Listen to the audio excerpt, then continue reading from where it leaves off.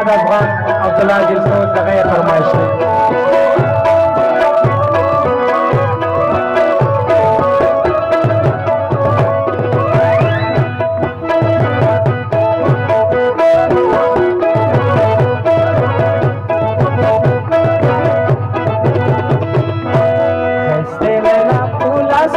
باहुدا ژوندون د پامرزي پسلا هودا